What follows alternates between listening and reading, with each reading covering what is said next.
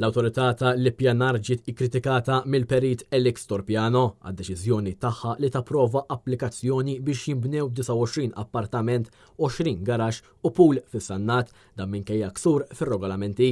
Permezz ta' artiklu fit-Times, Torpiano spjega kif it-Tribunal tal-Appelli ikkonferma l-approvazzjoni tal-permess li wassal għal appell ippreżentat minn Dillard Ħelwa. Il-qorti qablet li il-livell approvat tal-pool u tal-penthouses ma kellux jiġi approvat u ddeċidiet li din il-parti tal-permess tiġi revokata. Il-Tribunal tal-Appelli ma kienx qabel mat-talba biex jiġi sospiż il-permess waqt li il-każ ġie deċiż u sakemm il-qorti revokat il-permezz għal dawk il-partijiet tal-proġett li kienu qed jiksru regolamenti, il-post kien diġà imbena u mbieħ. Wara saret applikazzjoni biex jiġi emendat il-permezz għat-tneħħija tal-pool u tal-penthouses, iżda ma tieħdet l-ebda azzjoni biex jitneħħew il-partijiet li kienu imbnew illegalment.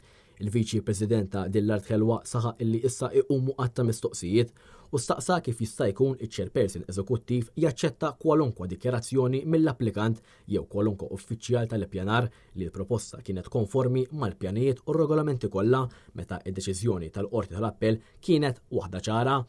Huwa insista illi il-gvern li jinjora il-qrati ifisser żvilupp ferm perikolus għad-demokrazija u mhux inqas għall-implikazzjonijiet qusa għaċ-ċittadini kollha ta' Malta li ħarsu lejn il-qrati bħala post indipendenti mingħajr l-ebda dħil.